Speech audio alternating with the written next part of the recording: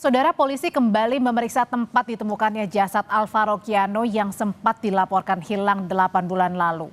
Penyisiran dan olah TKP di jembatan Cilalai Tenjo, Kabupaten Bogor, Jawa Barat berlangsung selama 3 jam.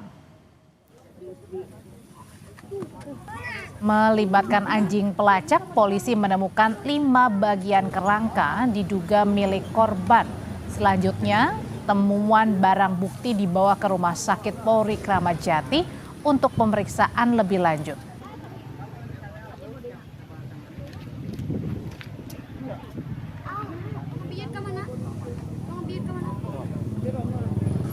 Dapatkan beberapa tulang yang diduga adalah anak tersebut, sehingga tulang ini akan kami bawa lagi ke Rumah Sakit Kramat Jati. Untuk diduganya itu ditemukan ada rahang bawah, di mana di rahang bawah itu untuk skalanya masih kecil, jadi curiganya dan itu ada anak, sehingga kami harus ronsen lagi dan koordinasi dengan petinggi Polres.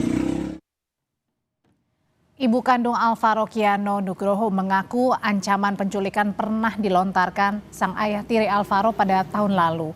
Hal ini dilakukan agar ia mau kembali rujuk dengan pelaku.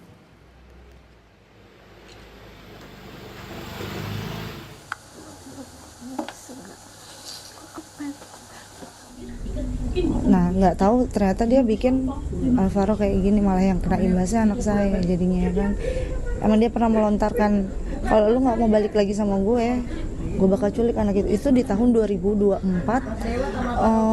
bulan Juni-Juli deh kalau nggak salah. Dia pernah melontarkan itu, kirain cuma bercanda, nggak akan terjadi. Soalnya nih anak lu lagi sama gue, ternyata dia lagi jajan, main. Oh ya, aku pikir oh nggak mungkin lah ya kan dia culik kayak gitu. Itu main fisik sering. Alvaro, saudara, berhasil ditemukan berkat laporan seorang warga yang membawa bukti rekaman pembicaraan ke polisi. Lalu bagaimana kesaksian itu akhirnya bisa mengungkap kematian Alvaro termasuk pada pelakunya? Kami sudah terhubung dengan Muhammad Reza, warga yang pertama kali melapor ke polisi terkait dengan kematian Alvaro. Mas Reza, selamat sore, Pak Reza. Ya, selamat sore. Ya, Mas Reza, kami ingin tahu dulu bagaimana Mas Reza ini bisa mendapat awalnya cerita tentang Alvaro. Apakah Mas Reza tetangga atau apa, Mas Reza?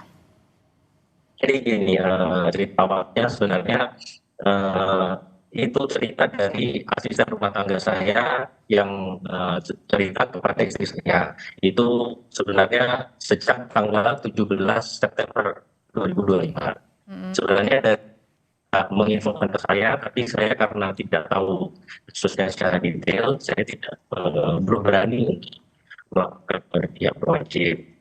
Dan sampai dengan tanggal 13 November itu keluar lagi di beranda IG bahwa ibunya Alvaro mencari-cari lagi anaknya. Dan tergerak dari istri saya sampaikan ke saya, tolong gimana, apakah kita bisa laporkan ini kepada polisian. Akhirnya saya coba untuk menghubungi Mas Reza. Oke. Saya mencoba.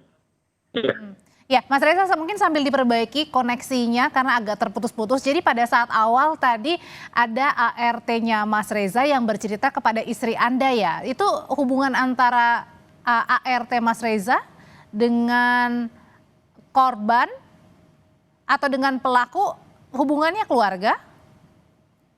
Ya, jadi gini, anak dari ART saya itu satu kelas dengan keponakan pelaku, ya. Dan kebetulan tinggal di perumahan di saya, gitu. Ini di Tenjo, di dekat. Di perumahan di sebuah perumahan di Tenjo. Oke, lalu waktu itu apa yang dibilang, Mas? Dan saat itu bilang, aku mengetahui bahwa temanku istilahnya ini membunuh anak kecil. Terus ditunjukkan siapa, ditunjukkanlah fotonya adalah itu Alvaro, itu Kiano Nugroho. Nah, pada saat itu memang dia cerita ke ibunya ini anaknya dari ART saya cerita ke ibunya bahwa mengetahui hal tersebut dari keterangan, saya sebut aja misalnya NA itu keponakan dari pelaku.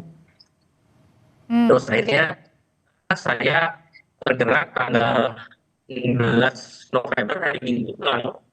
Saya tergerak untuk mencoba cari tahu saya harus lakukan mana. Akhirnya, Ibu Kapolsek Sengganan membuka hotline di media sosial. Saya coba menghubungi beliau. Akhirnya first respon dari Ibu Kapolsek 16 malam saya langsung ke Polsek Sanggaran membawa bukti. Sebenarnya dari tanggal 13 itu saya sudah mencari bukti yang kuat untuk saya membawa ke kepolisian begitu. Bentar, Mas Reza, ini karena agak terpatah-patah jadi agak kurang terdengar jelas. Jadi pada saat ART Mas Reza ini cerita, kemudian Mas Reza sampai bisa melapor ke Polsek ya tadi ya? Atau Polres tadi? Ke Polsek, oke, ke Polsek di sana. Itu temuannya apa yang Mas Reza tahu? Tahu korban sudah meninggal atau bagian mananya? Ya, bahwa keterangan saya mencoba meminta keterangan dari anaknya ART saya. Saya datangi, terus saya interview sedikit, saya rekam bahwa memang benar mengetahui informasi tentang keberadaan Alvaro. Itu.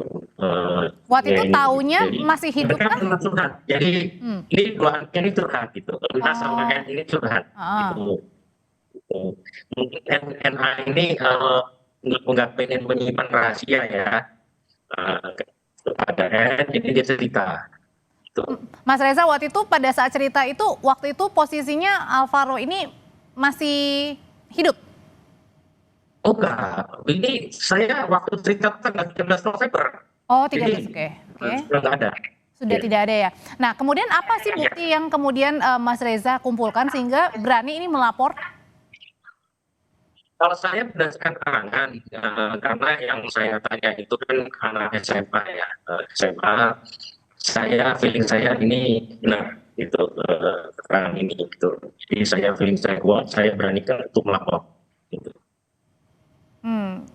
Oke, dengan keberanian itu apa yang membuat akhirnya Mas Reza berani melapor itu?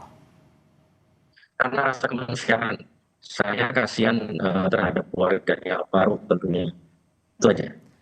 Nah, pada saat akhirnya polisi bergerak kemudian menyusuri jembatan Cilalai ini, apakah itu berdasarkan informasi juga dari Mas Reza?